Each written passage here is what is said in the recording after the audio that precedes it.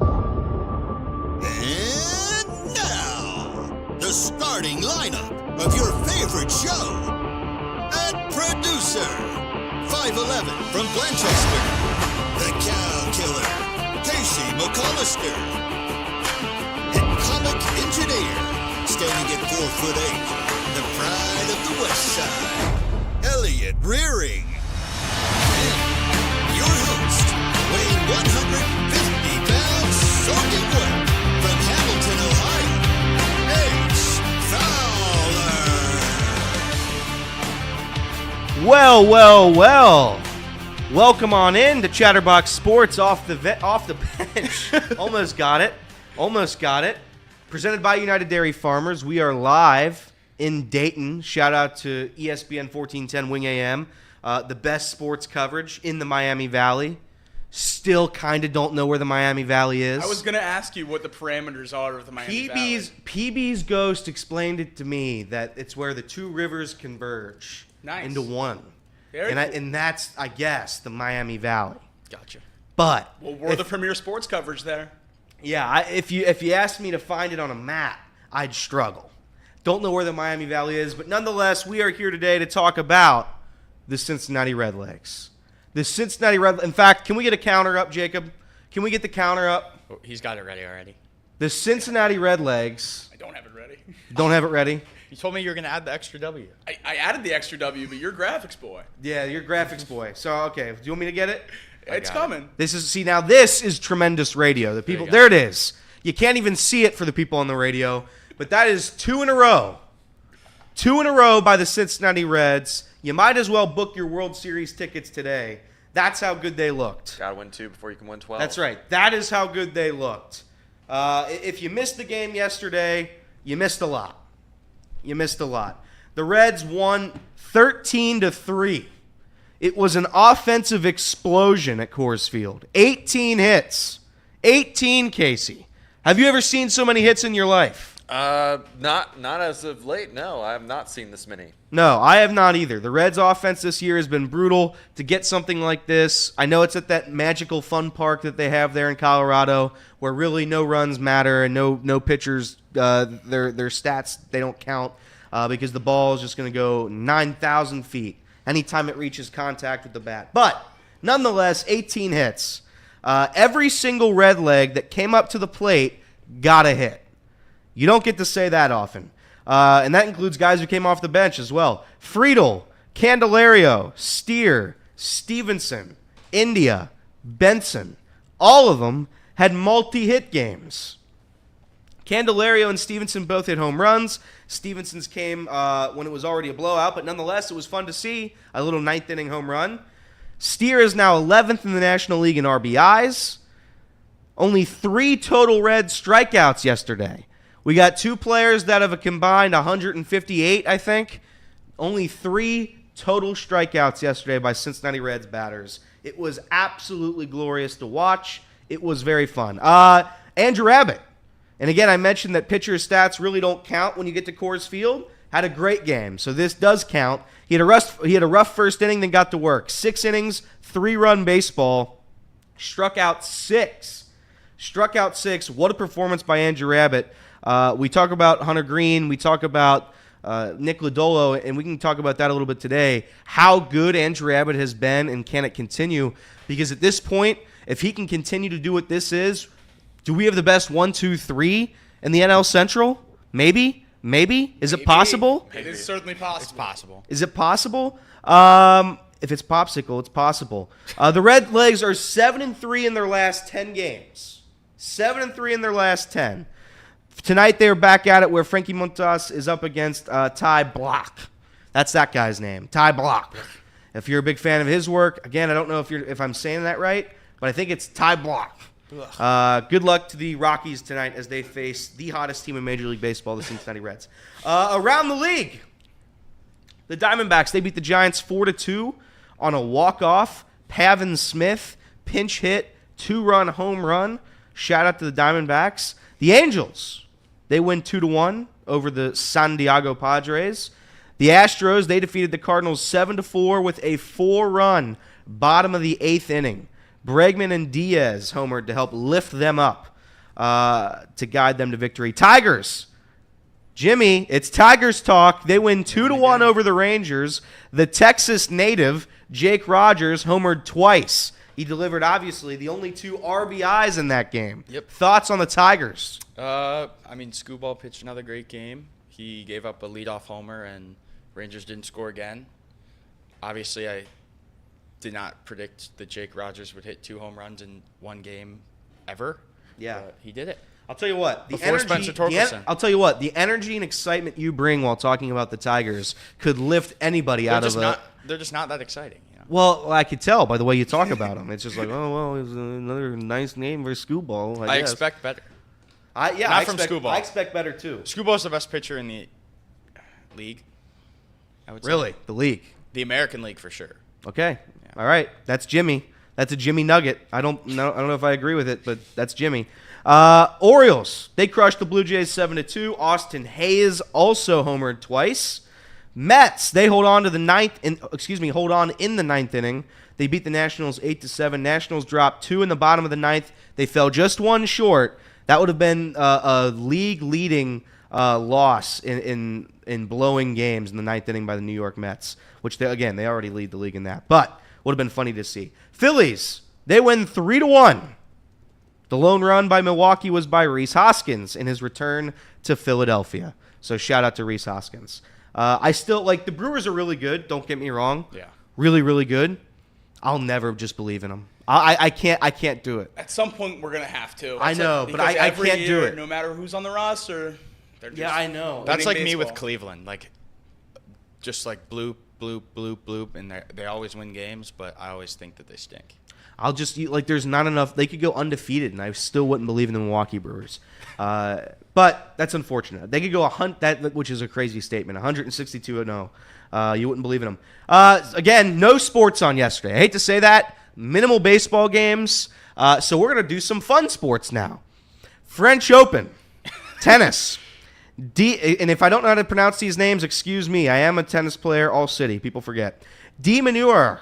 He upset Medvedev in 4 sets. Wow. Thoughts on that, Jacob? Medvedev, a tennis player whose name I recognize, usually expect them to win. Yeah, that's right. I was gonna say the same thing. Djokovic, he beat Cerundolo in 5 sets. Djokovic won the first, lost the next 2, and then won the next 2. Ooh. How about that? What are your thoughts on Novak's Djokovic? Similar thoughts. A tennis player whose name I recognize, expect him to do well in the tournament. Yes. Did see that he pulled up with a little injury, though. Oh. Injury to the knee, questionable to play in the quarterfinal match. I bet he So plays. I would guess the same. Zverev, he beats Rune. I predicted Rune to win that one. He didn't. In 5 sets, though. It was a 5-set thriller. 0 Jimmy? for 2 from me there. Yeah. 0 for 2, Jimmy? I don't Your know. thoughts on Zverev? I don't know either of those guys. Well, you tried. Wait, when you say you predicted them to win, Yeah. was that pre-match Correct. with some money? The rare post-match predictions that I hear all about. Wait, did you put money on it or No, I did not put money no? on it. Oh, okay. Because that would be silly. On the women's side, here we go. You ready? Yep. Sabalenka wins 6-2, 6-3 over Navarro. Who? Casey? Who? What are your thoughts on Sabalenka's big victory? Sabalenka? Yeah. Good for her. What's your favorite play of Sabalenka this season? I think she's got a mean curveball. Do they have that in tennis? I have no clue. The way you spoke. You're the all city tennis player. Yeah, right? they do not have a curveball. Oh, damn. Here we go. Here we go. Rybakina wins 6-4, 6-3 over Svitolina. Jacob? Nothing. Not even one? I got nothing for you. You haven't heard of Rybakina? Maybe I have if it was pronounced correctly. Well, it's true. I don't know if that's correct. That's it there. Also, apparently there was soccer yesterday. International friendlies. Those count? What? I don't know if they. I don't think they do I don't count, think they right? count. They don't count now, but They play them. But But why they- are they playing them? because the Euros and Copa America are coming up, so there's a lot of So it's like practice. It's just practice for practice, pretty much. Yeah. I guess every country has a, because I'm going to read off these countries. Every country just has a soccer club. Yeah. Just every one. Yeah. England, they shut out Bosnia, and I don't know how to pronounce it, so I'm not going to. Erzegovina. What is it? I think it's Erzegovina. Speak up. Erzegovina. Erzegovina. That's how I pronounce it. Erzegovina. They beat them 3-0. Germany and Ukraine, they tied 0-0. Seems like Ukraine's focus is elsewhere. Albania, they shut out Liechtenstein. I've been to Liechtenstein. 3-0. What are your thoughts on Albania's 3-0 win over Liechtenstein? Dominant performance, I think. Yeah, That dominant. was pretty dominant. Yeah. Yeah, that's what I thought too. Croatia, they shut out North Macedonia. Didn't know North Macedonia had a country, but nonetheless they do. They lose 3-0. They don't have a very good soccer team. And finally, Scotland, they shut out Gibraltar. Gibraltar? Yeah. I hear it's beautiful this time of year. Is that right? Absolutely beautiful. Do we know what continent that's in? It's the Strait of Gibraltar. The what? The Strait of Gibraltar runs below Gibraltar. Is that a river? I think it's a cove, maybe a canal. This is where like I want to like soccer. I we really need do. two-time geography champion Reed Mouse in the room. We do. He could certainly help. Have you ever watched the Euros? Of course I haven't. You could cover the. I think you would enjoy the Euros. I watched the World Cup. In all seriousness, I watched the World Cup. Yeah. I think you would enjoy the Euros as well. Because Gibraltar is a British overseas territory and city located in the southern tip of the Reed gave us the answer in the chat right away. Iberian Peninsula. Southern Spain, the entrance to the Mediterranean. Wow. You could cover the American Soccer League if you wanted. The American Soccer League? What do you Yeah, mean? those minor leagues. MLS? Did they play yesterday? No, they're on break. They're on international break. I don't know. I'm just saying. I mean, you wanted to like soccer, you could start with the American League. Yeah, but that's not really soccer though. That's like That's like tiddlywinks. Oh, it's Like- not- we have it's not Messi. the soccer. MLS is the soccer what pickleball is the tennis.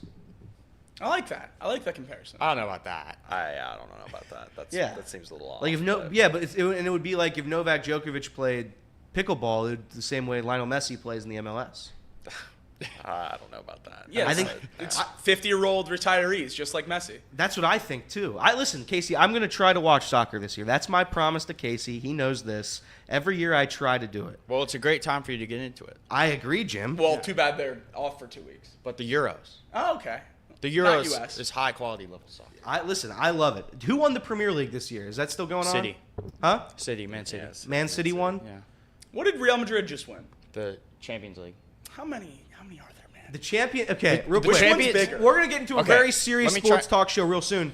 The Champions League is if you win the Premier League, you get an auto ticket to that one, You get a bid. Auto to- bid? Yeah.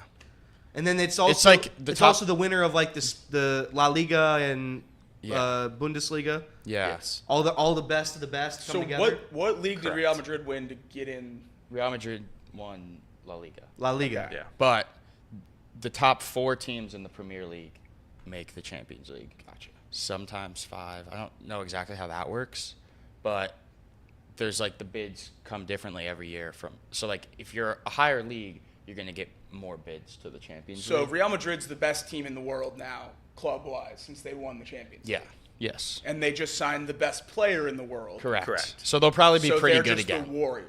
Yeah, they'll probably be pretty good again. Cool. I'm being told this is the Super Bowl of soccer, per honest fan in the chat. It's like I'd say it's like the March Madness of soccer. The March, Yeah, I think that's a better comparison. Yeah. it's the March Madness of soccer. Yeah. I like that. I like that a lot. Just because like I'm just thinking like tournament kind of Yeah. big tournament.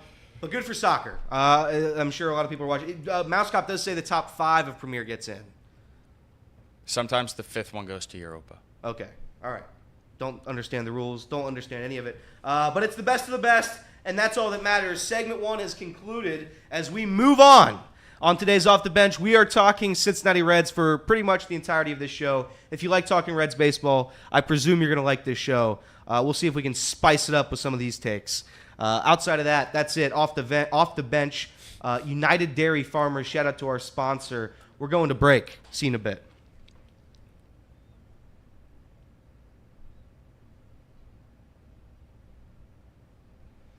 And welcome back in Off the Bench, presented by United Dairy Farmers here on ESPN 1410 Wing AM. Listen, it's a beautiful day today. The boys and I, so that's Jacob, that's Jimmy, that's Casey, that's Jeremiah, Trace, Reed, Sean. I think Kinner is going as well. I don't know if Nick Kirby is. I don't think Nick Kirby is. We're all going to Columbus to the Memorial Golf Tournament. Now, we haven't spoken a ton about this because, quite frankly, we don't know a ton still. Outside of that, I know we are going to have a lot of fun. We are going to be live streaming a ton of stuff. Jeremiah and I are going to be out in the course interviewing strangers. I'm sure that'll be great. It's going to be fun. Whatever we're doing at the Memorial, it'll be fun. We'll be there tonight through, what is it, Friday? Yeah, tonight Friday. through Friday. We'll be at the Memorial doing live shows. Tom is going to be there as well. I forgot to mention that. Tom and Luke are doing Dialed In every single day from 12 to 1. We're doing Off the Bench still from 10 to 12. And Kenner is doing his show after Tom and Luke from 1 to 3. Full day of content. Full day of content. That's not including the massive putt-putt tournament with a massive grand prize, I've been told by Trace. So we've got a lot planned for this. This is going to be fun. I don't know. Now, Jimmy and Casey, you guys have never been to a golf tournament, yeah? That's correct. Never been to a golf tournament. Casey, I presume you don't watch a lot of golf. The most golf I've watched, well, I say I've never been to a golf tournament. I went to Clovernote, but So you've never been to a golf tournament? You never been to a golf tournament? not a major one, no. Jimmy, have you been to a golf tournament? No. Never been to a golf. Do you watch golf at all? Like, Yeah. will you watch the Masters? Yes. I'll watch like the majors. Yeah, that's pretty much what I do. I'll With watch my friends. I watch a Sunday, like I just watched the Canadian Open the last couple holes. I wouldn't say I'm a golf aficionado, but I do watch it. I pay attention to who's doing well and what have you. When you get to a golf tournament, it's not a sporting event that's like any other, I would say, unless Jacob would disagree with that. I think it's so different in the fact that the whole course, you can go anywhere. You can go anywhere. There's a couple different strategies when you watch golf. You go up and you can hide out and camp out at like the 18th green. You sit in the first row, and you sit there all day. If you get up, you lose your spot. Right. Yep. So there's no set tickets as there were. I know when I went to the Ryder Cup, with my grandpa and my great uncle. We went up there in Chicago when the United States collapsed on that final day. Oh, no. Some were saying it was my fault. You seem to bring a curse with you. Oh yeah, He's a Reds fan. Yeah, That's what he That's is. what I am. But what my grandpa and I did, it was our strategy. My uncle had a different strategy. My grandpa and I's strategy, we would camp out. I think it was like I forget which hole, maybe the 9th hole. We'd camp out right there in the middle of the fairway, off to the side by the trees, and you just watch and you predict where those guys are going to hit their drives, probably about 300-something yards. And you sit there and you watch all the guys come in and you watch them hit their second shots. And you're really only getting the view of their second shot the whole day. But now you'll get up and close and personal with them, which is something that a lot of sports don't have. You're up in the nosebleeds or what have you. So it's a fun event. And usually this event specifically, when it's a Jack Nicklaus run event, Yeah. a lot of people are going to show up. It's going to be a fun environment. I'm very excited for it. I've never been to this one. I think this is one that was on the bucket list, and I've never gotten to go. This year I'm going to get to go. So do you like spectators chirp the golfers a lot? It's a post-shot chirp. Yeah, well, yeah. It's a post-shot chirp usually, but it's not really even a chirp. It's they just say mashed potatoes or something silly. Spicy meatball. Yeah, spicy meatball. They'll say something stupid after each shot. The only tournament they heckle is the Waste Management in Arizona. Which is not even a golf tournament. Yeah, and I don't think they're going to continue that No. tournament any That one longer. looks fun. All the arrests made this year, that got out of hand. They will continue. By the way, they will continue the tournament, just not the way that Just it's not the been. way that it's It is waste dumping. management. Yeah. Dumping beers on people. But yeah, this is very exciting. I'm looking forward to it. Now, the Memorial doesn't have the rule like the Masters where I have to put my phone away, does it? No. I think that's a Masters only rule. But yeah, the Memorial this year, crazy good field. Basically every big golfer you've ever heard of in the field, other than Tiger Woods, but obviously he only plays He's a made handful of tournaments a year now at his old age. He's not even so, good anymore. You got Scotty, Rory, Xander Schauffele, Connor Morikawa, basically all the big names in there. Scotty, a massive favorite at just plus 350, and if you're not a golf gambler, let me tell you, plus 350 before a tournament starts is absolutely insane. Crazy. That is absolutely insane. That should never be the odds. And the second odds is is Rory at plus 900. So that gives you a good And don't bet on Rory. beat on how much they think Scotty's going to win. But yeah, it should be a lot of fun. My favorite part about golf tournaments is if you don't hunker down, you can kind of chase your favorite guys and get as close to them as you ever can. Because unless you're rolling in money that none of us in here have, you can't get this close to athletes in any other sport. So it's really, really cool to walk up and see their approach to the ball, see how they talk to the caddy, see all the little ins and outs of the golf game. I'm not a good golfer, but I still try to play. So try to see what they're doing different than me and take some notes that I'll never be able to apply. So it's fun. I love watching golf on TV, and it's even better in person. The only sport that compares to it that at least I've been to is tennis. If you go to the Western and Southern Open here up in Mason, where Casey lives, it's Cubs fan?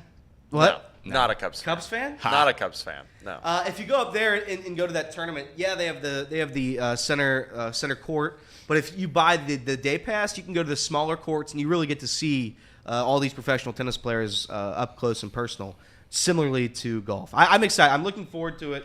Hopefully, it's a good time. Is this the fifth major? Because the other option's the Players, and obviously, I think the Players is the fifth major. Yeah, the Players. Well, no, this is the fifth major. Yeah, the Players is the fifth major, but I think this is certainly in the argument. It's probably sixth.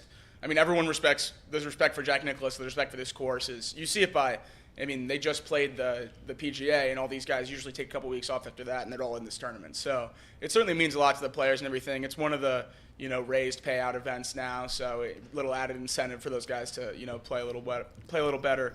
Yeah, I think it's certainly up there. One of the biggest non-majors for sure. Is the Heritage the seventh major? Sure. Thanks. All right.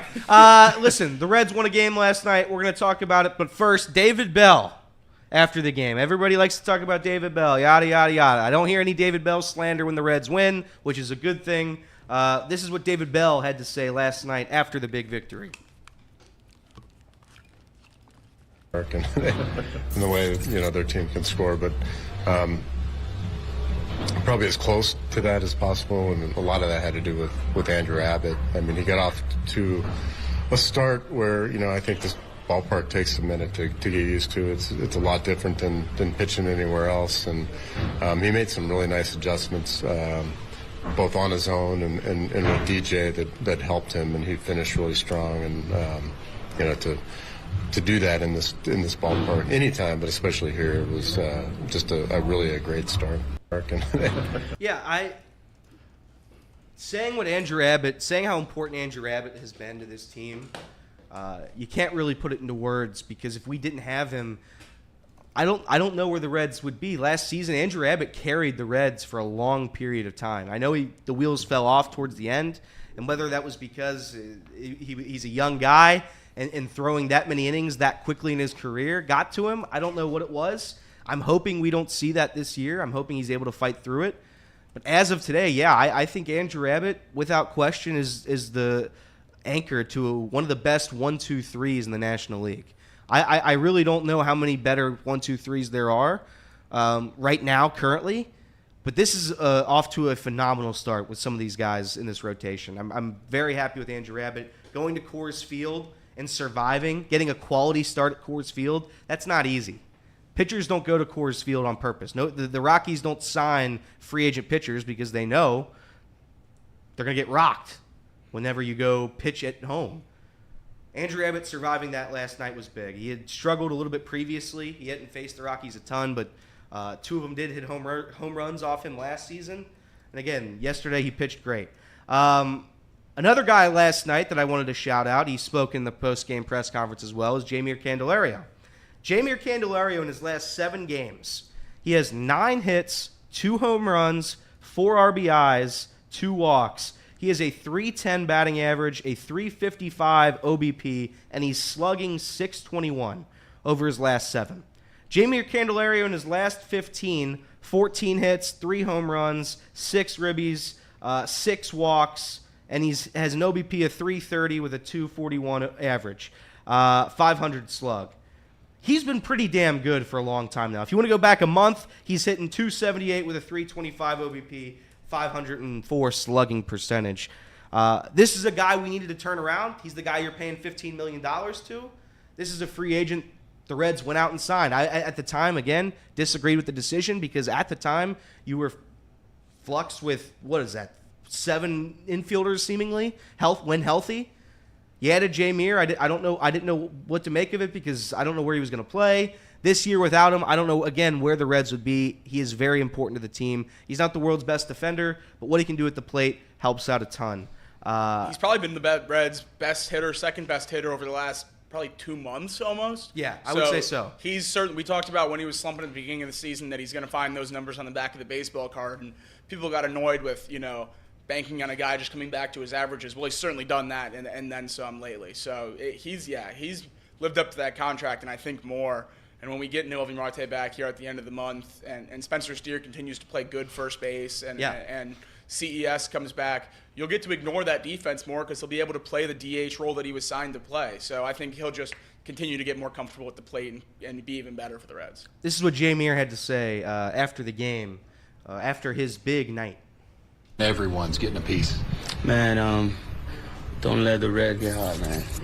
We're doing a really good job right now, just putting the ball on play, getting quality beats. People's in score position, we drive him in. We're doing a really good job. Driving in the run in, and it's consistent. I beat good at beats. Don't let the Reds get hot. Don't. That was his message. You heard the man. Don't let the Reds get hot. I would like the Reds to get hot, personally. And to be quite honest, I still don't fully believe that it's possible for this team to get hot yet. Until I see it, seeing is believing. They could score 10 runs again tonight. Do you think so? They really could. Yeah. I believe in it. I will say this. It's refreshing when you get to play at Coors because it makes your team look better than maybe they are. Having 18 hits at that ballpark last night, absolutely outrageous. By far the most amount of hits we've had in a game this season, I presume. I'm going to say that. I could be proven wrong. You're right. I am right. Okay. Hits and runs. That was hits and runs record.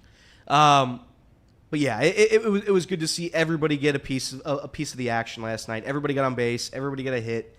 And Jamie Candelario and Andrew Abbott, in my opinion, were the stars of that game. You need those two guys to be good, and by golly, they've been good this season. And Ellie snuck a double into the gap, and in his first at-bat had a line out over 100 miles an hour, which he hadn't had a barrel ball in over a month. So what are your thoughts on hopefully exit velo? I love it. You like exit velo? Yeah, I think it's a great stat for just how guys are seeing the ball. Yeah. Exit velo to me is one of those things where if you're playing well, exit velo helps you. But like if you're like hitting like 200 and you're just like making hard contact but consistently getting out, at some point I look at that stat and I'm like, all right. I look at it more for guys like in Ellie's case that are slumping. Yeah. And he hasn't hit a ball over 100 mile an hour for about a month, and then he hits one close on the double and then a line out over it.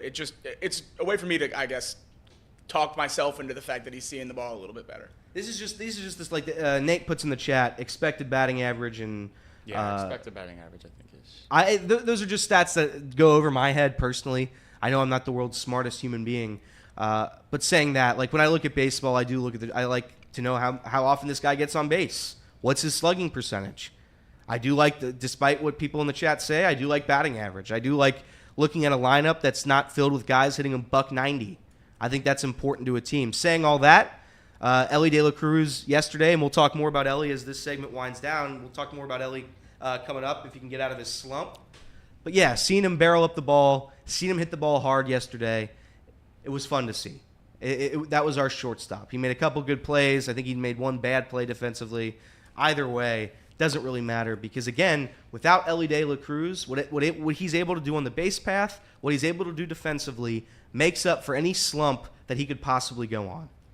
This is the shortstop of the future. This is the Cincinnati Reds meal ticket, as it were. So I'm never going to stop believing in Ellie, and we'll talk about that coming up next on Off the Bench, presented by United Dairy Farmers right here on ESPN 1410 Wing AM.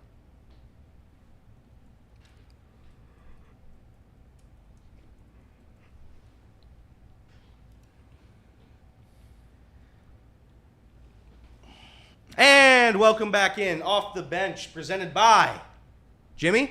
United Dairy Farmers? Yes. Look at you paying attention. Last night, Reds win. Jimmy, you watched the game, I presume, or no? I did, yeah. I watched You the did entire watch the game. Yeah. Jimmy, if you don't know, Jimmy's taking control of the Twitter account, and he posts all the highlights. It's a strenuous job, and I don't mean that sarcastically at all, because you do have to be up at 8 o'clock, 9 o'clock, midnight, clipping things up for Chatterbox Reds and all the hard work that goes into that. So that's Jimmy if you see it. Jimmy did post a tweet last night that I found very funny. He posted a graphic of Tyler Stephenson, said, "Tyler Stephenson drives home a big run." It was on a double play. Was it an RBI? It was on a double. It was an RBI. They scored. Their win percentage went. It was not an RBI. It's not counted as an Not RBI, an is RBI. it? But they No. scored. But they scored. They did score.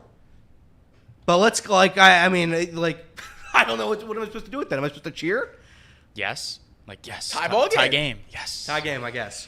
Nonetheless, yeah, I was saying this about Ellie De La Cruz. People get on his case. I know Casey's big thing this season was Ellie doesn't drive in the clutch hits. You only notice that Ellie doesn't drive in the clutch hits because quite literally nobody else would be capable of it. And when they are capable of it, when they're in that position, it's rare. It's rare and far between. So I'm not going to get on Ellie De La Cruz's case. I'm hoping this series lights a spark in him that we haven't seen in a while. Offensively, that is. He hasn't hit a home run in quite some time. When was the last home run he's hit? Do we know that? Ellie? Yeah. Yeah, it was mid-April. Mid-April. Is that right? Yeah. So if Ellie De La Cruz is able to find himself here offensively, and again, he's just anytime he does it, it's you watch it and you thank God that he's on your team, because not a lot of teams have that. I'm sure the Tigers and their fan base would pray for a guy like Ellie De La Cruz on their team, because it makes the games fun to watch, if nothing else. I know the Reds haven't been fun to watch a ton over the past month and a half or so, but Ellie De La Cruz is the reason everybody continues to watch this team, and he's been a light. The RBI double last night was big. Again, Jacob mentioned hitting the ball hard. I want to see more Ellie De La Cruz getting on base, hitting the ball hard, becoming that offensive threat that we all know him to be. That's all. I don't think nobody's seriously talking about sending him down to AAA. Except for Casey. Except for Casey. I'm not trying to send him to AAA, guys. You want You want him in AAA? Chattanooga. Yeah, you're Chattanooga. No, You want I him don't and want him Bubba in Thompson to be Chattanooga. roommates in Chattanooga. No. I just wanted him to show some signs of life. And, I mean, he got a hit yesterday. I still want to see more. I don't think that yesterday really changes my opinion on what I thought the day before. I mean, he's not doing everything that I would have expected him to do. Maybe that's unfair of me to expect that of him. But that being said, I mean, yesterday it didn't matter at all. I mean, the whole team was just back. And he doesn't need to do that. He doesn't need to be this all-time great Red if our team is going to hit like that, if Spencer Steer comes back, if Candelario is back to being a 250, 270 hitter, if the rest of the team is hitting like it is. He's not put in those positions anymore. So I wouldn't put all the blame. I'm not trying to put all the blame on Ellie. I just think that there was moments this year where I think he could have made the difference. Unfortunately, was not able to. And, the Reds, despite all that, are 2 games out of a playoff spot. That's right. And Say it again. 2 games out of a playoff spot. Woo! That sounds good. I mean, that's wild to me that they're 2 games out of a playoff spot. And they're only 2 games out of second place, I believe, in the Central. No. Which is even more wild, They're right? about 10 back. Second. Oh. I'm saying second place, which means Oh, I mean yeah. I've already kind matters. of given up on first place. Well, That is but true. Second place. They are. Yeah, we're trying to catch the second place I team. I to get to get the wild I get card. that. I get that. But we're we're playing a bunch of our division rivals this entire month, right? We already talked about how there was 18 games slated for the Reds. Something like that. I can't remember the exact number. But they are in a position to really do some damage and to be in a really, really good spot. Last night was so encouraging to see that they were just hitting the cover off the ball. And I expect more of that, to be honest with you. I think that they should continue to roll this offense the way that it was last night. I mean, Well, I don't think they're going to have 18 hits again anytime soon. But I totally agree. The rest of the lineup hitting well is definitely exciting. You asked us yesterday where we want Ellie to be happy. with his season. I want to ask you the same thing. What are the stats that you would expect for Ellie, or what you want to see from Ellie, so that you can not want to send him down to AAA anymore? I don't want to send him to AAA. My Lord. Not even AAA. Okay, well, we'll take Mouse Cop's joke off the table here. But what are the numbers for Ellie for you, where you're officially happy with how he's playing? I go back and forth on it. I'm kind of leaning more towards what Elliott said, the 270, 280 hitter. I'm expecting like more than 30 home runs. I'm expecting Acuna Jr. Like I'm expecting. If he hits 270, 280, he will maybe win the MVP of the National League. Yeah, I agree, but that's the type of player If he we're hits 30 dealing home with, runs, right? I think he might still win Right. the MVP. No, Right. like, Ellie needs But- to hit like 245, 255. I'd say 250, Yeah. 330. Right. In batting average, whoever was it, Brian yesterday in the chat. To his credit, batting average isn't what it once was. It's not as important a stat. The bigger stat is obviously OBP, getting on base, it's slugging percentage. Especially with how he can move. Exactly. right. Those are the big keys. I want him to be 270 because I don't think he's going to be drawing a lot of walks, and that means that OBP is probably not going to be as high as I want it to be. So anytime I can boost that OBP up with the average, His OBP is almost a full point above his. It is a full point above his average right now. It's pretty good. Listen, this year he's taken a couple massive leaps forward. We were talking about that coming into this year as well. Can these rookies take that next step? Now, some of them haven't, but Ellie De La Cruz has. In terms of stealing bags, his awareness 100%. at the plate, all of defense. Ellie De La Cruz has stepped up in pretty much every single way. I know he struggled. He's hitting 133 over his last 15 games. He's got 46 strikeouts in his last 30 games. He's still striking out a ton, but strikeout's another stat that, again, shout out to Adam Dunn. It's not what it once was. Guys strike out a lot now. It's not I remember when I was a kid and I would play baseball. Again, not a professional athlete, but when I would used to play baseball, anytime I would strike out, it would be like, what are you doing? You can't strike out. Put the ball in play. It's a bad thing, and it still technically is. You don't want to strike out ever, but it's not what it was. Pitchers are throwing better stuff than they've ever thrown. They're throwing harder than they've ever thrown. Ellie De La Cruz is navigating a world. He's how old is he? 21? 22 years old? It doesn't matter how old he is. He's a kid, basically, and he's navigating his way through Major League Baseball, and right now he's doing that incredibly well. 14 stolen bases over his last 30 games. Without a question, in my opinion, he's going to break that stolen base record this season. He's going to beat Ronald Acuna. What did he steal, 70 last year? Yeah. He's going to have more than 70 stolen bases. How many did Ricky have? Like 120. Did he have 120? Yeah, he won't get close. Never mind. He won't get 120. He could maybe break the Reds' modern record. It's just over 100. He can be okay. I'll put my hat in that camp. I'll put my hat in. He'll break the Reds franchise record. All right. Modern. Plus 800 right now for Ellie to steal 100 plus bases. So 130 he for can Ricky get Henderson. back. If you think he can get back to that pace, there's some serious value for you on the books. 130 for Ricky Henderson in 1982. Woof. That's a How lot. many? 130. 130. Oh no.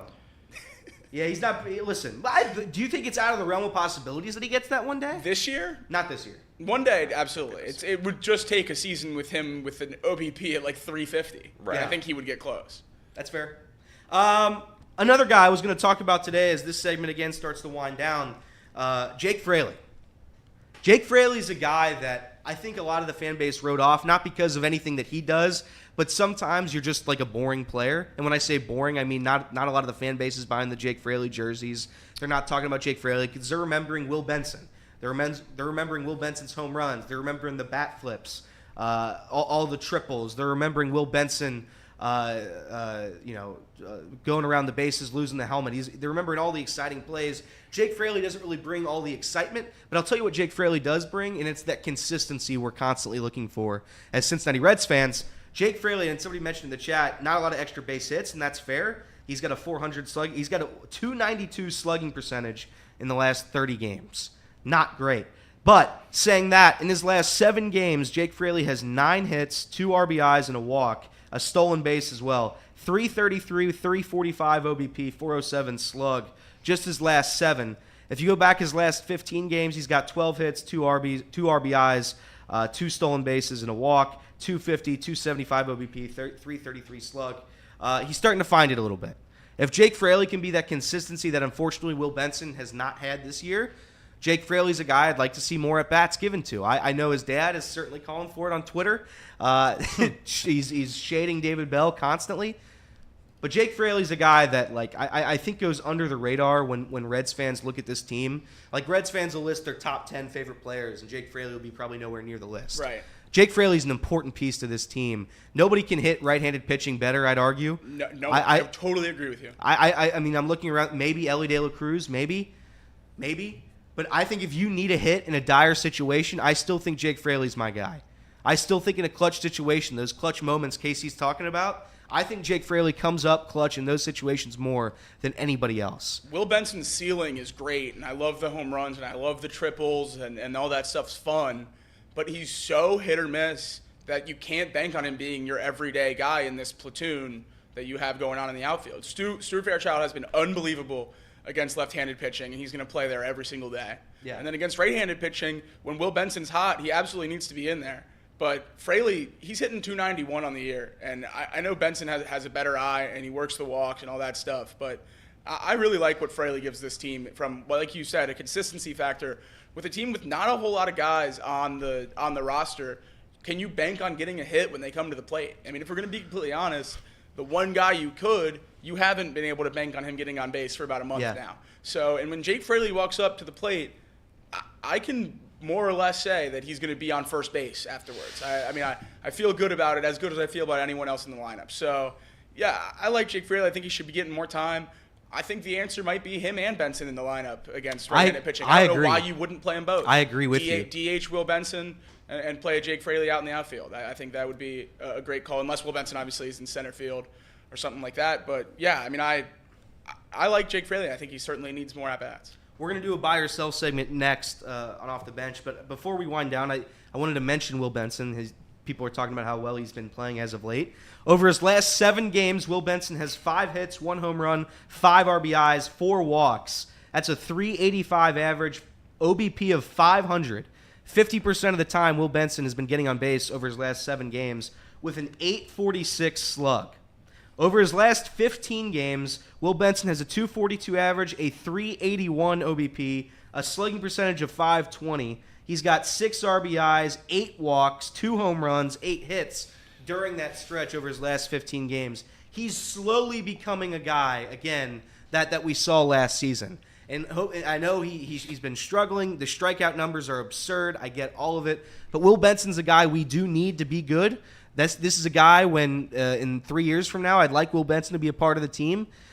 He has the power. He has the pop in his bat. This is a guy that can deliver for the Reds. Defensively, and this is unspoken, this is a bad defensive Reds team. Will Benson's been very good defensively this season. No errors in a Reds uniform. He's been absolutely incredible out there. He has speed. He has power. If he's able to get a little bit more plate discipline, able to calm down without all the strikeouts, Will Benson's going to be a very good player for the Cincinnati Reds. We're going to talk about that and a little bit more coming up next on Off the Bench, presented by United Dairy Farmers. ESPN 1410 Wing AM. I almost said the other show that I did and I worked at a couple years ago. I almost said those numbers. I didn't, though. So shout out to me. ESPN 1410 Wing AM, the best sports coverage in the Miami Valley.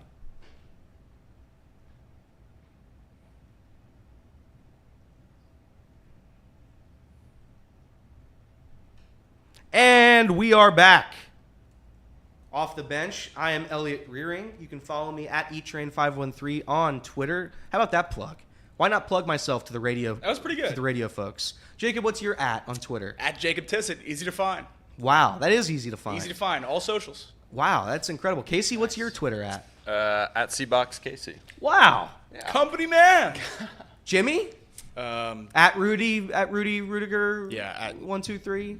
Notre Dame super fan. No. Yeah. At Jimmy_C777, I think. Woof. All the good ones with my name were taken. Yeah, that was horrible. All right. What is it again? I'll figure it out. What is it? Jimmy 743. What is it? Jimmy_C777. User 5651. Yeah, I mean, that's terrible. You have an egg as the profile pic there? Yeah, all my followers are real people, though. Yeah. That's a deep cut. We were talking about Will Benson right before we went to break. Those who are listening on YouTube know that because time is different on YouTube here. That was 5 seconds ago. But for the radio folks, that was 5 minutes ago. But saying that, Will Benson has been playing a lot better lately. If he's able to deliver the power, I'm starting to say the Reds are back. I haven't said it yet. After the Dodgers series, I wanted to say it. I want to win 2 series in a row. I wanted to win 2 series. I think if we win 2 series in a row, meaning if we win this series, I think I'm back in. I think I'll get back in. I'm at least dipping my toe in the pool right now. I'm not getting all the way in yet. I'm close to getting back in. I really am. The other guy I wanted to talk about too, who's been heating up, is our good friend Spencer Steer.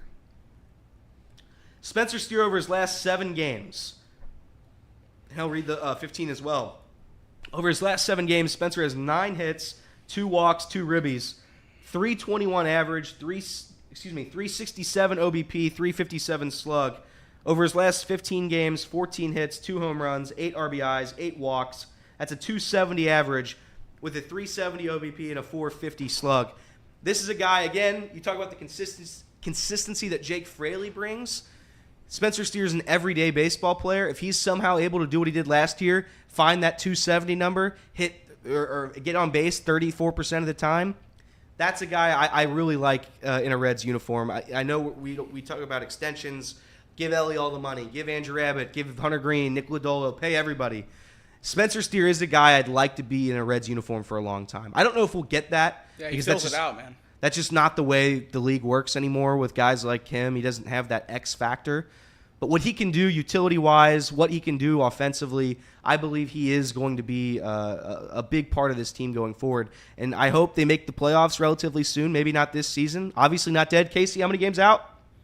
How many games out from what? The second place. Second place? Wild It's card? 2 Yep. games. 2 games. From second place. In the 2 games out from second place. Oh, Casey. It's important. There's no auto bid for second place in the division. It doesn't help us at all. That means we have a wild card They could spot. be 40 though. games under 500. No, and it second actually place in the doesn't division. necessarily mean we have a wild card spot. Aren't we 2 games away from that too? Yes, but that's just It's because the that's second a coincidence. Yeah. Oh well. Well, yeah, Spencer Steer he slumped so bad there Horrible. for about a month and a half, 2 Horrible. months. He leads the team in OPS now. Does he really? He's the team leader in OPS, 754, the only player on the team above 750. It's nice to sort this roster by OPS and have more than 3 guys above 700 like we did a couple weeks ago. So right. It's just a good sign that the whole team's trending the right way. But yeah, I mean, 754 OPS, you just read off his numbers in the most recent stretch. He's been great, and he's getting better, if marginally. He's still getting better out there in left field. And we saw last night he made a couple great plays at first. I think he might end up at first base full time. He really does seem like a plus defensively there, and he's certainly not that in the outfield yet. Maybe it'll come. I don't know. There's certainly a logjam of infielders in Cincinnati, but yeah, I like what I've seen from Steer, and the versatility, like you said, is just great. I mean, we've seen him start at second, we've seen him start at third. He's played in the outfield almost every day this year. We know he can DH. Yeah, Spencer Steer is one of the main pieces of this team for me, and like you said, I really hope he's a Red for a long time to come. I hope so too. And again, we talk about the pitching on the team, how good it's been. Offense has been terrible. If the offense is able to find itself here in Colorado, and it's been slowly finding itself against the Cardinals and the Dodgers, if they're able to continue this with this pitching staff, because we've all, at the same time, we've been waiting for the offense to come back up to earth. We've been also waiting for the pitching staff to sort of crumble away, and they haven't done it. The pitching staff has been consistently dominant. If the offense is going to be this good with this pitching, then you have a playoff team. Then this team becomes the team we all thought it could be. And I think that only improves as the news was broken yesterday, I guess. Nelvi Marte will be coming back soon. You'll be starting his AAA stint this week or next week. One of the two. One of the two. I forget which one off the top of my head. Very soon. But you're going to have Noelvi Marte back in the infield really soon. And for those of you who don't remember what he did last year, he was incredible. Ended the season on, a 19-game hitting streak? He was the second favorite to win NL Rookie of the Year behind Yoshinobu Yamamoto. And if you don't know about Yamamoto, he's 30 years old. Yeah. So Noelvi Marte was pretty good. Yeah, Noelvi Marte was, of true rookies, certainly the favorite to win that award this year. He was incredible last year coming up. Played third seamlessly. We know what he can do at shortstop. He has some skill. But there was a little nugget in that tweet that he's going to be playing some second base. Yeah. In his rehab stint. I wanted to know if that set off any alarms for you about Matt McClain's health. Ooh. Because that was the first thing I thought. I don't think Matt McClain was ever going to come back. When the Reds tweeted out that ominous thing where we are hopeful that the Matt McClain's able to come back. That's just something you say to appease the fans when your star player goes out. I don't think the Reds should expect Matt McClain to come back this season, especially if they have a losing record in August. Is it 500? Is that the line for you? But what if they're 500 by the All-Star? If they're above 500, Matt McClain, they might push him to come back. What if you're in a playoff spot? Yeah, and by the way, 3 games below 500 in the wild card. you need him to come back because you're going to lose Noelvi Marte. Right. And that's the other part of it too, where this health stuff, it pisses me off so much. Because if this team could just stay healthy, they would be good. I have or didn't do steroids. They would be a good team. They would be a good team. I know it in my heart they would be. I've seen too much of them at this point to think otherwise. It's just right now, the guys are playing positions they shouldn't have to play. Jacob Hurtubise has been a light that has come up this season. That would be a guy that I would like to say have that Stuart Fairchild type role. Him and Stu kind of make up that 20 and end that 26-man roster. But the other 24 guys, they're guys that I know that can play their positions well. Jonathan India, again, love him to death. 3 hits. But I'm going to look up Jonathan India's stats real quick. If somebody can, Jacob, find Jonathan India's stats. I can do it. His last 7 and last 15, because he's been playing a lot better too. Jonathan India, again, at some point is going to lose his job. And up until that point, I just need him to be at least serviceable. But yeah, once Noelvi comes back, Jonathan India goes back to being that bench player, and that's where I think he will shine. I think Jonathan India coming off the bench is a very valuable piece to the team. And that's again that's what depth brings. That's how important depth is to a major league roster. That's what we thought we had. Jonathan India's OPS in his last 7 games is over 1,000. He's hitting 400. Yeah.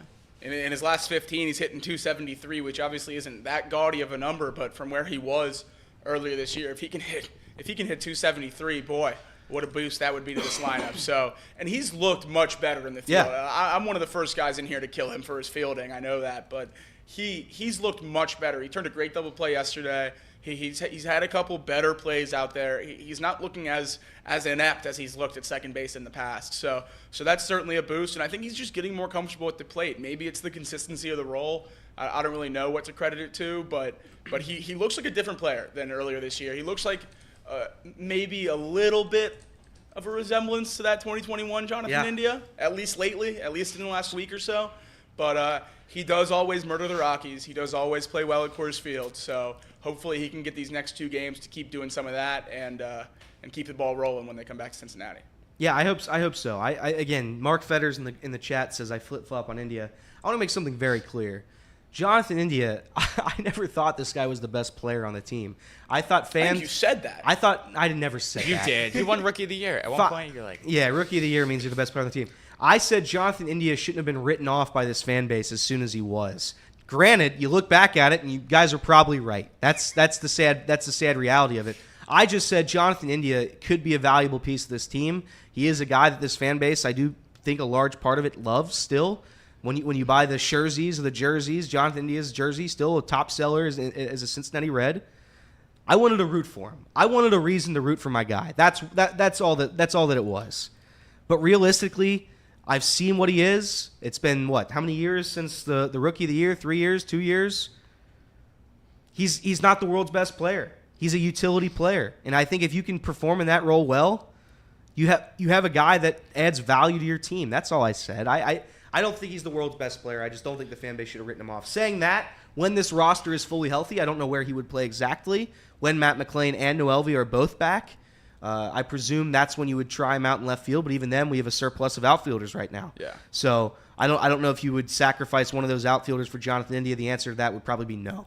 If you look at Jonathan India's numbers, I know we did this last year, but if you compare his numbers to second baseman or utility infielders, he's pretty good offensively.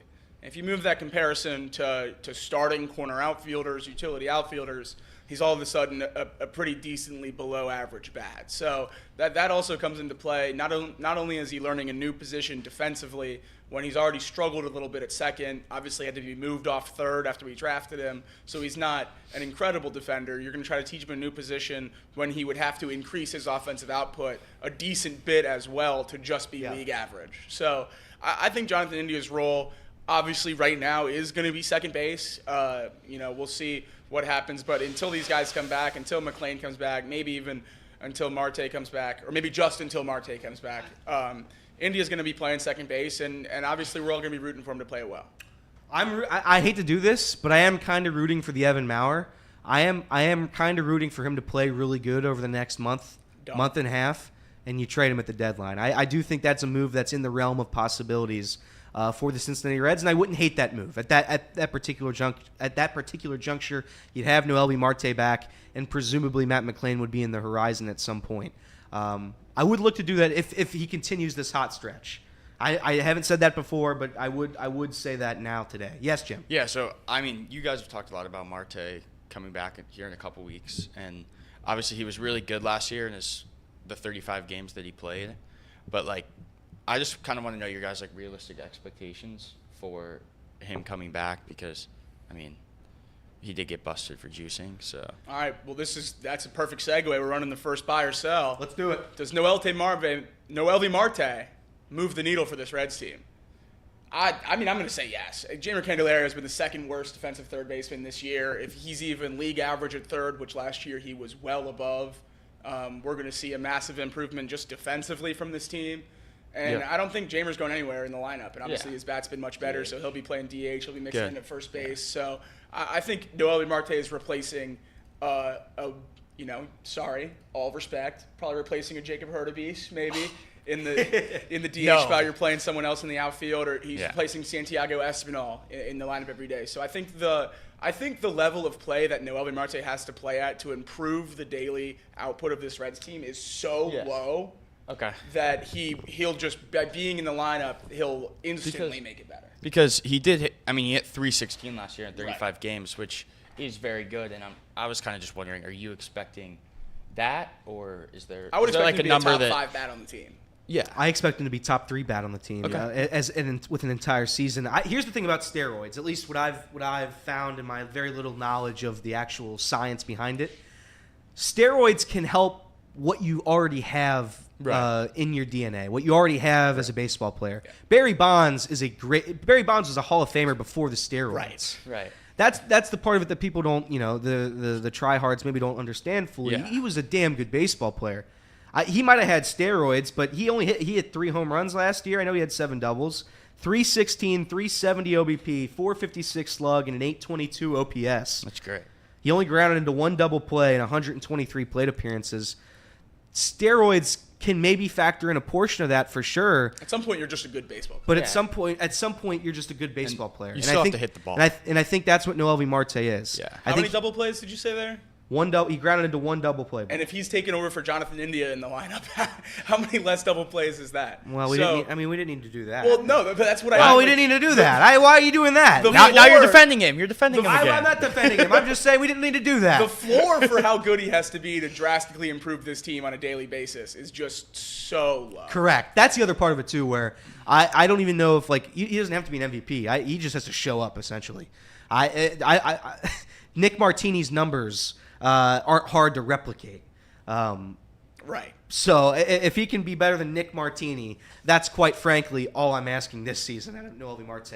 And not to mention this, Jimmy, I'm scared if he comes back and he's really good, and then you have to lose him for a postseason run. Right, because he can't play in the playoffs. So that's what I would be very, very. That's what I'm more scared of than him not being good this year. Well, let's talk about that fear. Yeah. Do you think it's going to come to fruition? Are the Reds a playoff team this year? Plus 410. If you think they're going to make the playoffs right now, certainly some value there. It's been coming down a little bit. It was over 500 just a week ago. I'm going to sell it, sadly.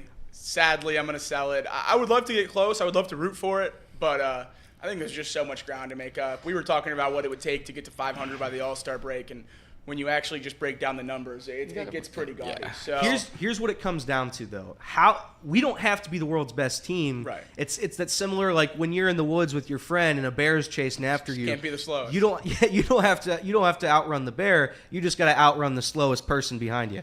The Phillies are really good. The Brewers are really good. The Dodgers are really good.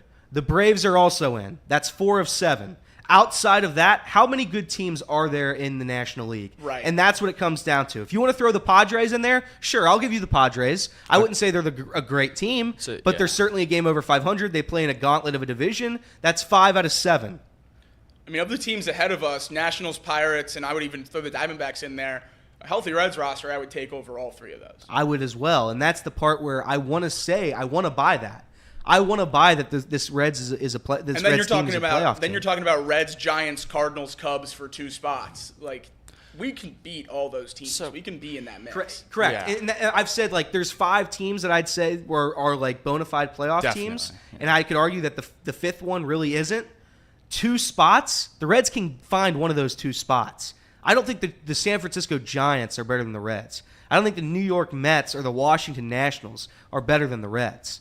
And it just comes down to the division. If the Reds can go through the stretch where you're playing a lot of divisional teams, that's what it comes down to. So, Casey, when you say, there are only 2 games out of second place in the division, that second place is important just because when you beat those teams, it helps you in the wild card race. Right. That's when it matters.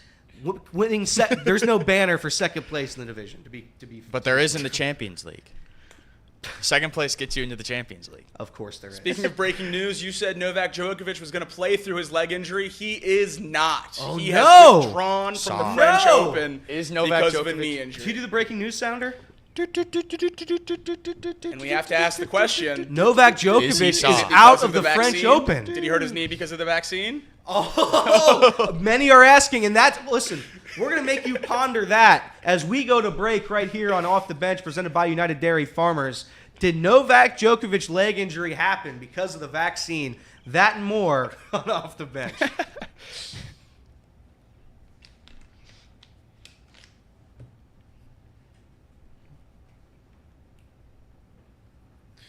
Yeah, let's get into our ads for the day. But before I do that, the chat wants me to throw in the Discord link. So give me just 1 second while I do that. Discord. Join the Discord. Discord's a fun place to be. We're all in the Discord. Yep, we're all in the Discord. By the way, if Pawnee Water is listening, I would love another case of water. My Would throat change my life. is dry. I would love a refreshing Pawnee Water. If those guys are listening right now, I would love a Pawnee Water. Ooh, that's actually to add friends. My bad. Hold on. Wrong Wrong Discord's one. another thing. I get the Discord. I understand it. Discord's another thing like TikTok that I really just like. I feel like I understand Discord more than TikTok. Yeah, I get it. It's a I group use- chat. It's I a group use chat. like our Discord, but like I don't understand how people are in like Discord, a billion Discord. like Discord mods. Yeah. I don't know. I'd never heard of it till I started working Yeah. here. I love Discord. I Discord's think great. I think it's cool because there's like all the separate chat rooms. Yeah. But like imagine being in like 13 Discords and like Getting all those alerts. getting all those alerts all the time. Yeah. How do you stay up to date on that? All right. Encore Technologies. They provide IT solutions for a data-centered world. With a suite of services from remote computing to desktop to data center, supporting both centralized and work-from-home computing modules to improve efficiency and... Productivity. That's right, Jimmy. That was good, Jim. Thanks. Visit Encore.tech. The path to innovation begins right here. Where? Right here.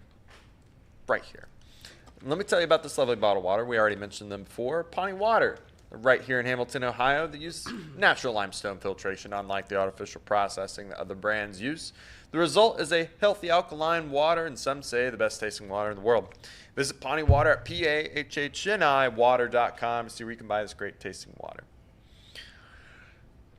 Other tidbits of info.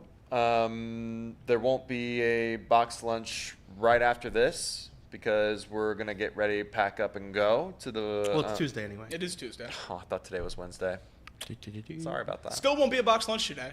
There still won't be a box lunch today, Correct. but we It are... hasn't changed. There's going to be My a ton. follow-up to that was going to be, I think we're still going to try to do something later tonight. There's gonna be a ton of members-only content coming this week from from the memorial. We're gonna have a lot of good stuff coming out for you guys. So yeah, stay tuned for all that.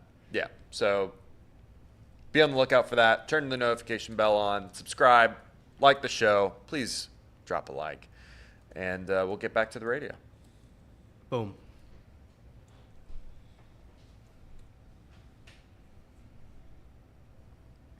And welcome back in to Off the Bench, presented by United Dairy Farmers. Nate in the chat wants to know, is Kinner Kev only or on the members only? Yes. Kinner Kev is on members only. Yes. So if you are a member, you get the Kinner and Kev show as well. But if you're on the radio listening right now in your car, if you're listening on your radio, if you have an old-timey radio, which I don't have, but if you do have one, or many of the apps, I think there's a couple apps people use for radio now too. If you don't get the signal or what have you, Kinner and Kev will come on immediately after this. That is from 1 to – no, that is from – what time is that from? 3 to 5. Sorry. Yeah. So I'm getting all my times mixed up. 3 to 5, Kinner and Kev. But yeah, let's get back to the Reds. This is an all Reds show. We're not stopping now. Let's do this. Let's do our buy or sells. Let's do the rest of our buy or sells right now.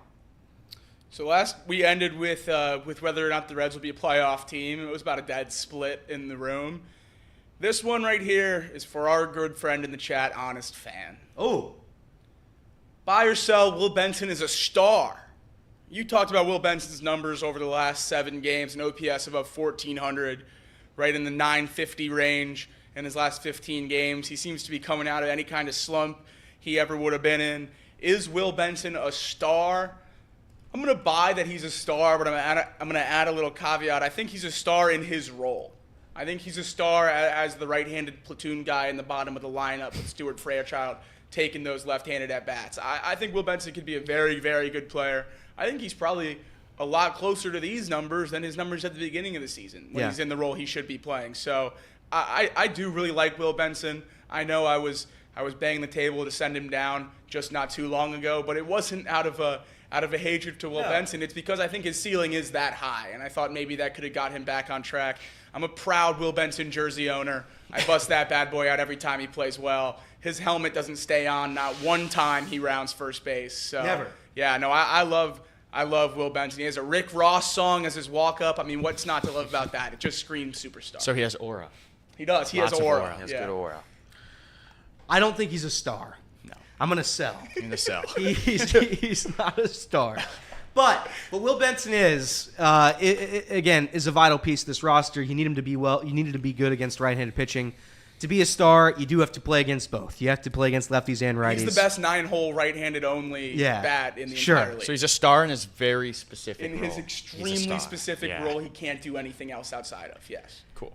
Yeah, I love Will Benson. I think he's fun. I think the story of him, I think he's one of the leaders on the team. I think he will be going forward.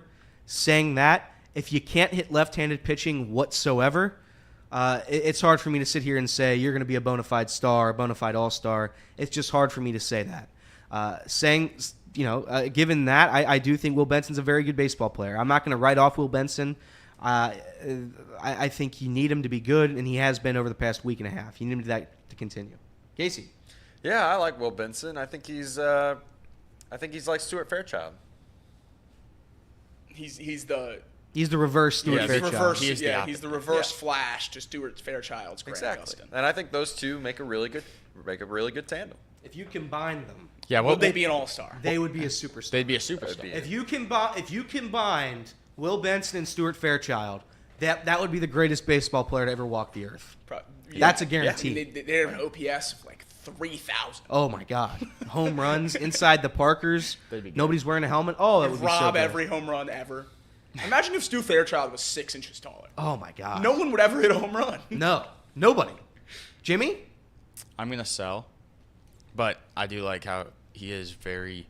I'll buy the fact that he's very good at hitting right-handed pitching and in the 9-hole. In the 9-hole, his helmet falls off a lot. He's a star at that. So he's a star in his very specific role, but I don't know how many teams he's on as like. Yeah, that's a universal sell on that right. one. Yeah. But we tried. You said you wanted it. We gave it to you. We're a people's show. We're a people's show. Next one we talked about before. We're going to talk about it again. You talked about how great the 1-2-3 has been with the pitching staff. Yesterday we talked about Brandon Williamson potentially coming back and maybe replacing Graham Ashcraft in the rotation. Are the Reds already a top 10 rotation in the MLB? And if not, do you think they can get there? I think they are a top 10. I think if you had to go through them, I'm going to go through some of them right now. The Mariners have a really good rotation. Luis Castillo, George Kirby, Logan Gilbert, Bryce Miller, Brian Wu. It's hard to beat that. The Braves with Strider, Fried, Sale, Morton, Ronaldo Lopez, Bryce Elder, very good.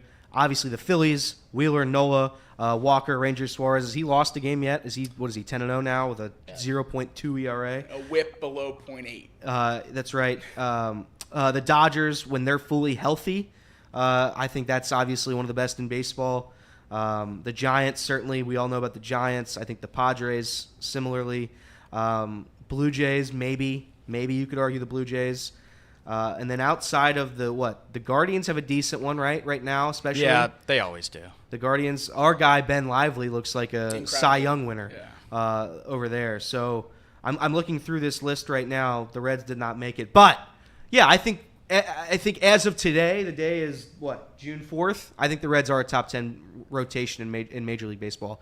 The only thing you'd need, I think Brandon Williamson would really help cement being the fifth guy or the fourth guy, I guess, if you want to put Frankie there.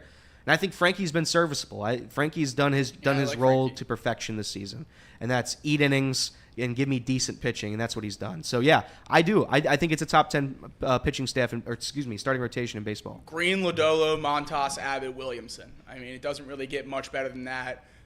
Frankie Montas, a little bit of a flyer on a veteran who didn't play very well in New York after obviously a great run in Oakland. But he's been good this year, and especially if you only want him to be your fourth starter. He's been even better than that. So, yeah, I mean, Hunter Green, we talked about whether or not he's going to be an all-star.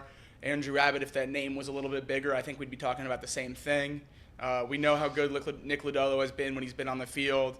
And Brandon Williamson last year showed some great signs. So, yeah, I think we're a top 10 rotation, and if not, we're top 12, top 15. So I agree with you. We're arguing semantics here. I think we're a really, really good pitching rotation, and it's going to be the highlight of this team probably for a long time. At least I hope is the starting pitching rotation. That's the craziest part. Reed talked about, there's nobody right now that's coming up to help. There's no lifeline for the offense. The pitching staff's so different because there's so much help there. There's two guys in particular that are seemingly. Chase Petty obviously has struggled a little bit this year.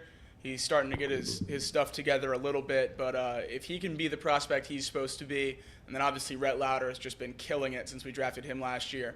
If those guys can be the prospects we think they are, we could be looking at 6, 7, maybe even 8 major league starters in the Reds organization at one time in the next year or two. And it's not even bringing up Connor Phillips, who I don't believe has been he's been horrible this season. One of the biggest regressions that we've seen, and that's time. That was maybe the curse of the trip to Arizona as well. We might have cursed him. That might have been us. But we're uncursing him this weekend. But we are going to uncurse him. We're going to try to uncurse him. But either way, I don't think he is as bad as what he's been this season. I think the Reds have so much starting pitching depth right now. It's insane.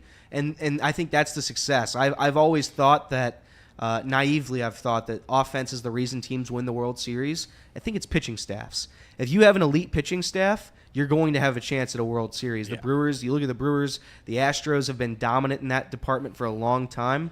And I think it's vastly more important as of today. You can't have every player on your lineup hit a $150. But saying that, if you have 4 legit, bona fide, great pitchers that start and have a bullpen that backs it up, which the Reds have right now at this very second, you're playing with fire. You have a dangerous team there. Yeah. It's exciting. Jim, do you buy it? Yeah. I say I would buy it. I think it's on the lower 8 to 10. No, yeah, it's not the top. It's not top 5. And I think a lot of that has to do with just the names that are on it. It's not that's fair too. Jump off the page. I think names. that's a massive part of it. Sure. Baseball is, you only know so many names. Like if you ask a casual baseball fan about Andrew Abbott, right. There's not one person that'll know. I think Andrew Abbott's having a borderline all-star type season. Yeah. He wouldn't even be considered because there's not a single person outside of the Cincinnati area that can name him. Yeah. Right. And that's just how baseball is, and maybe that's unfortunate. But we know him, and we know how good he's been this year. We know how good he was last year. Yeah. If he's able to continue it, we got something special. And he could still get in, being a pitcher. Obviously, you know Correct. how many pitchers that are selected don't go, whether it's rest or injury or just not wanting to pitch at all in the All-Star game. So I don't know. He definitely has an outside shot at getting in. So we'll see. And it's a team that isn't going to hit their way into the playoffs. It's a team that's going to pitch their way into the playoffs. But the good thing about the playoffs is if you have really strong rotation, you can win any series. Right. Yeah, you still have to score runs, though. We learned that in 2020. So. Correct. You do have to score runs. Was there a more frustrating? I remember watching that. I had my buddies over. It was still during COVID, kinda. I think we were towards the back end of it, but it was. I just remember sitting at my house. I don't think I was working yet. None of my buddies were working yet. And we were just sitting there watching. Like, this is it, man. I think this team's good enough to do it. They went on that hot run in September, and no joke, when they didn't send Joey Votto from third base, I forget if it was a hit or what was going on with it. They didn't send Joey Votto around third. I think it was J.R. House who didn't send him. And I'm like, that's it. That was the only chance we had an opportunity to score a run. Man, that sucked. Yeah, it was brutal. That was brutal. That sucked. I've been waiting so long to get back to the playoffs. We didn't even cheer one time. Not once, dude. You know what I've been able to say the whole time, though? What? I'm glad we didn't go on a run that year, because then I would have had to deal with asterisk comments for the rest of my life. If we're going to go on one run in my entire life, thank God it true. wasn't the 60-game season. You're right. You know how annoying it would be if we finally make it to a NLCS, win a World Series, and all we hear for the rest of our lives is that it doesn't count. And guys like Reed come in here every day. Every day. He'd have a shirt with a big asterisk on it. Yes. He wouldn't give us anything. That's why I want this. I just want a playoff team. I don't think I'm asking for a lot. Get the 7th wild card or the 7th spot in the playoffs. That's all I ask. Next buy or sell. Next buy or sell for this Reds team. We saw something very surprising happen last night. Oh, the Bally yeah. Sports Haven't parlay. even talked about it. The Bally Sports parlay. Very good parlay too. It was a great parlay. It was the over. Yeah. It was the over. It was Jamer Candelario home run, and it was Jonathan India 2+ hits. So great win for our good friends over at Bally Sports. I believe their second win on the year. That's right. Yep. 2-52, and they do one every game. And it's their second win of the year. It cut their units in half. Really? Yeah. Pretty close. It was plus 1,800. How about that? Pretty close to cutting their unit loss in half. If they win 2 more, you're in the green. So are you buying or selling that the Reds, or not the Reds, are you buying or selling that the Bally Sports parlay will hit again at any point this season? Sell. They're not winning again. I'm just upset. Jimmy texted in the chat last night, and I agreed with him. I wanted a 1-161. I really wanted that. That but so fun. A 2-160 is just as good. It A is. 2-160 is great. I will say last night's win was spectacular. Shout out to our guy Reds Daily. He's been keeping track of that, so everybody knows how many units you'd be down if you'd be riding this nonsense money waster that Bally Sports is putting out. Apparently not. But we got our win. Yeah. If you bet it for the first time last night, you're a rich man or person. Never bet it again. You don't bet it again. That Probably was it. stop after that. That was the shining moment of this Reds season. If the Reds miss the playoffs, we'll look back to the Reds cashing the Bally Sports parlay. And it was an absurd parlay. Jonathan India 2 hits, a Benson home run, and the over for the game. That's a Candelario home run. Plus 500. Candelario home run. Yeah, that's outrageous. I mean, there's no way around it. That's an outrageous parlay. Shout out to the intern that cooked that one up.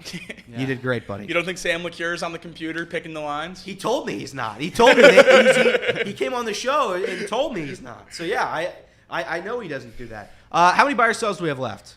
3, 2? I think we have like 4 or 5. Okay, good. That's That's perfect because we got one more segment left. That is Off the Bench, presented by United Dairy Farmers. We're coming right back at you on ESPN 1410 Wing AM.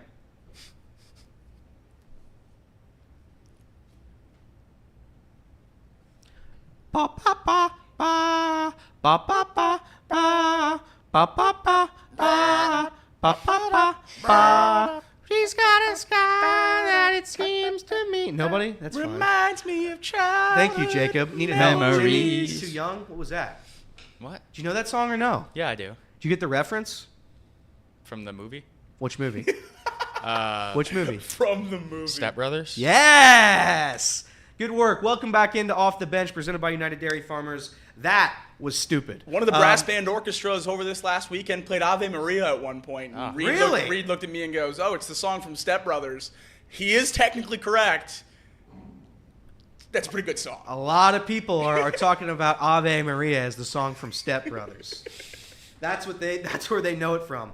But yeah, buy or sell. Redlegs. All right, next one. All-Star, David Bell. Should he win Manager of the Year? If they make the playoffs, yes. I totally agree. If they make the playoffs, here's the craziest part about this. If they make the postseason with this lineup, with Nick Martini and Mike Ford, I love Mike Ford, but brother, Mike Ford couldn't run. If there was a donut on the other side of the street, he couldn't run to go get it. And I say that with a lot of love and a lot of respect.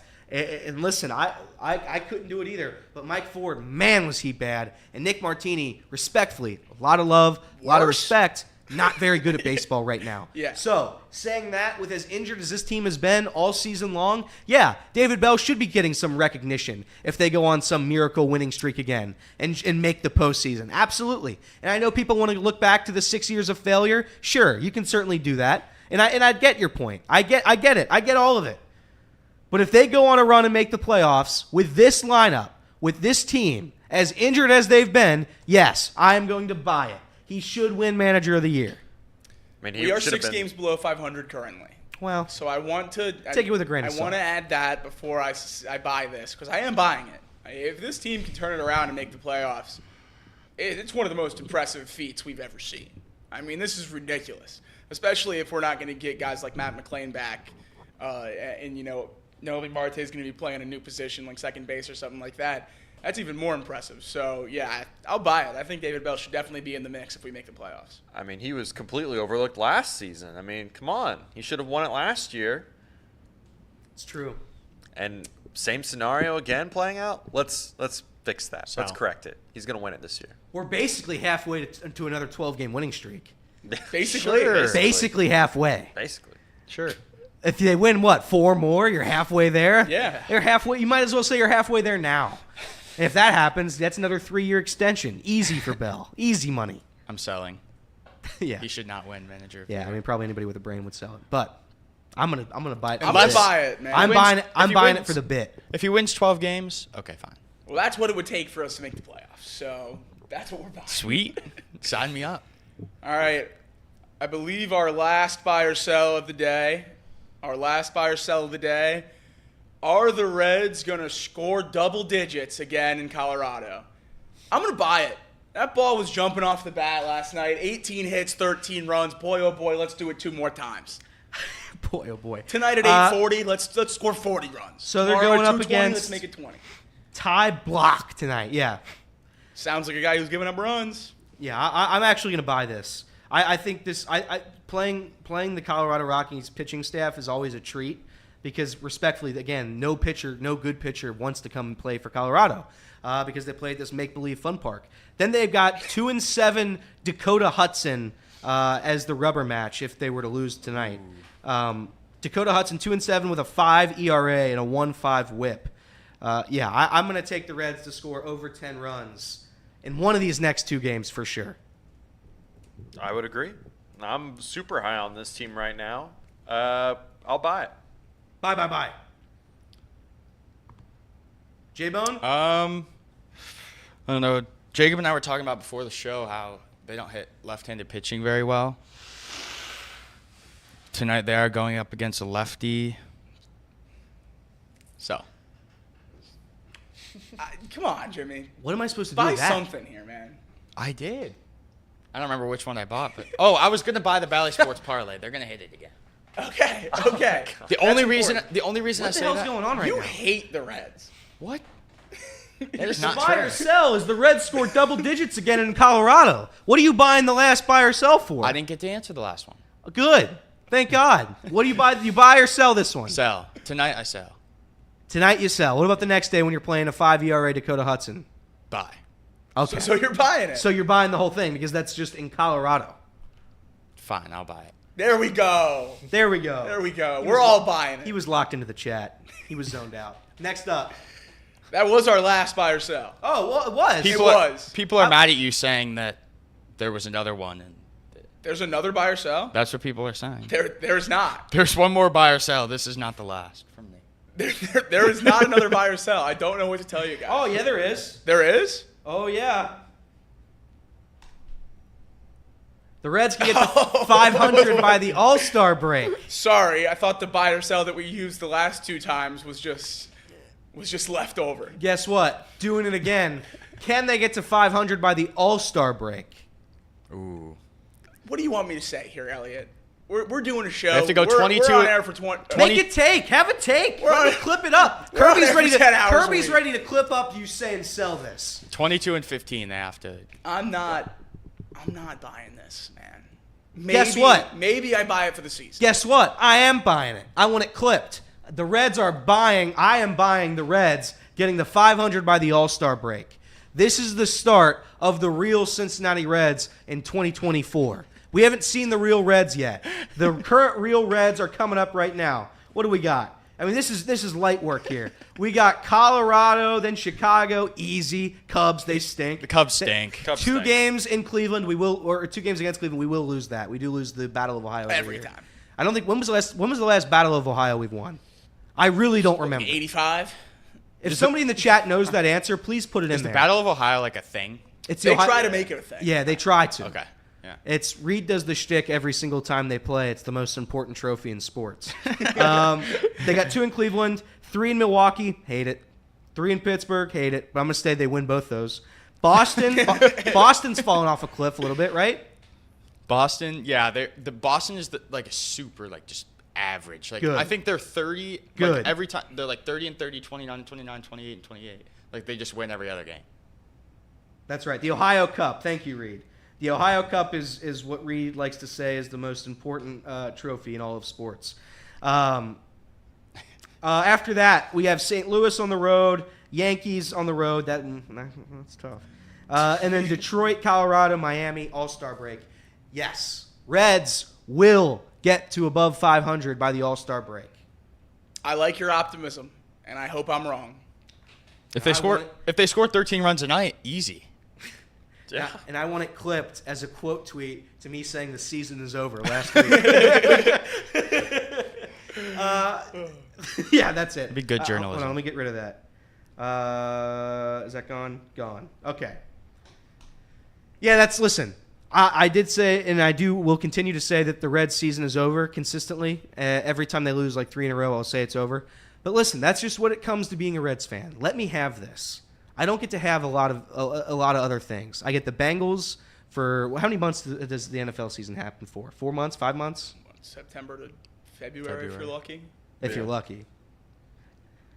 Yeah, I just give me the Reds. Let me overreact every single night. Last night I was on top of the world, so give me that. Let me have this. That's all I ask. That's all I want. Joe Burrow not at practice. People are saying.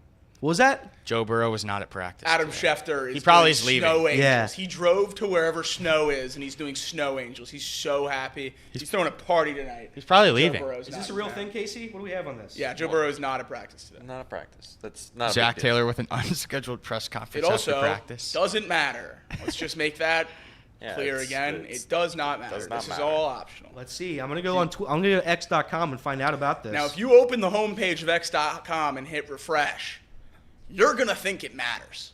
oh wow. You're going to think that Joe Burrow has demanded a trade and his contract is void and he's gone. Oh wow.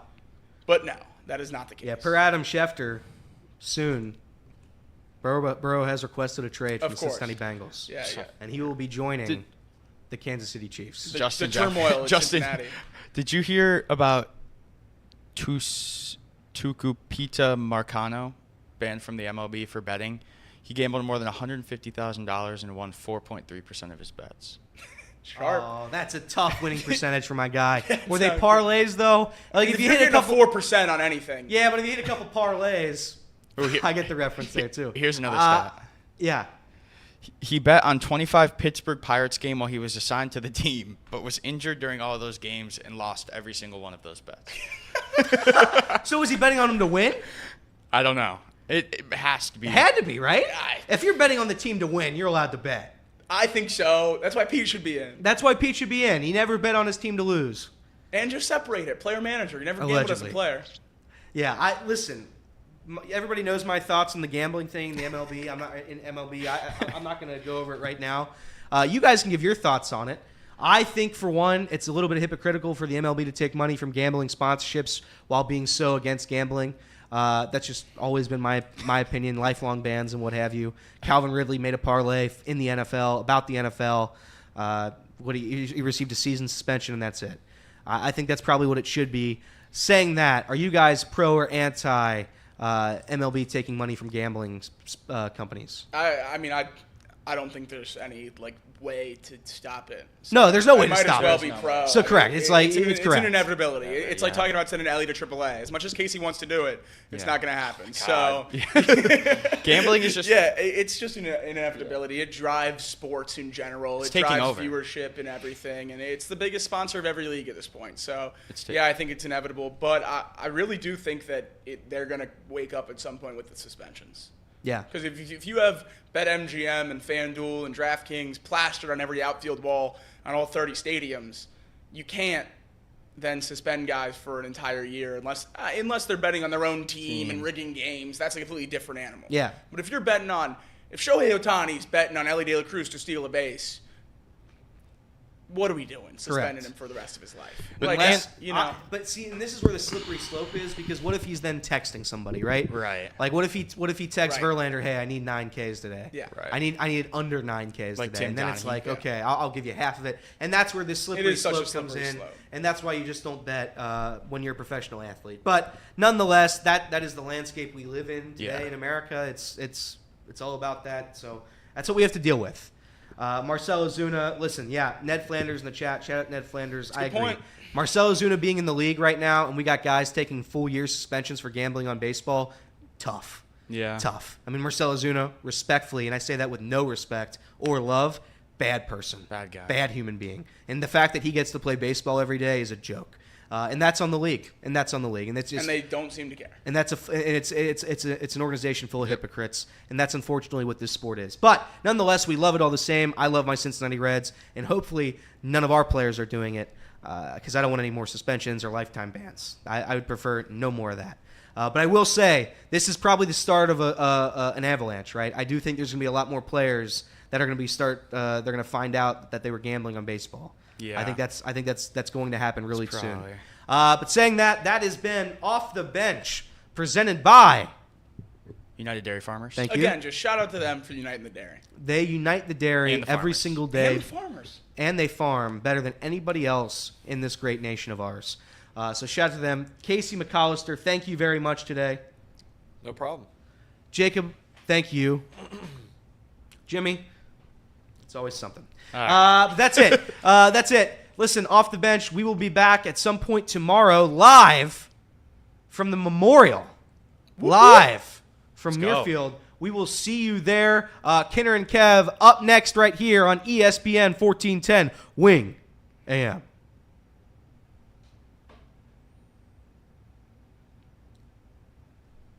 That's it, YouTube. Thank you very much for joining us today. Again, I say it every time I'm the guy who's running point. I do love every single one of you. I mean that with my whole heart. You guys give us jobs. You guys tune in every single day with our nonsensical back and forth flip-flopping of opinions. And we love you, and we thank you, everybody, for joining our chat, for becoming members. Even Brian B. I thank you, Brian B., for watching every single day. It means the world to us. It means the world to me personally. Saying that, we are done for the day. We are heading in a bus. And when I say bus, I mean Jacob's truck. Yes. We are going to Muirfield right after this. We're packing it all up as Reed waits outside the door to probably bash the Ohio Cup. But that's it. Have everybody a great Tuesday night. Go Redlegs. Win two series in a row. Win 3 games in a row. Quarter of the We'll way add to the 12. counter. What's that, Jim? If they win tonight, that's a quarter of the way to 12. Might as well be half. Honestly, might as well be 75%. Let's just call it 12. Yeah. But that's it. Everybody, thank you very much. Casey Rue, take us out. Read Nate's super chat. I was gonna. Sorry, Nate. Sorry, Nate super chat member for 3 months. Shout out Nate. Should the Reds play all 162 games at Coors Field versus the Rockies team? This Rockies team. I looked for an hour and a half last night trying to find that clip of Elliott to get $50 from Trace.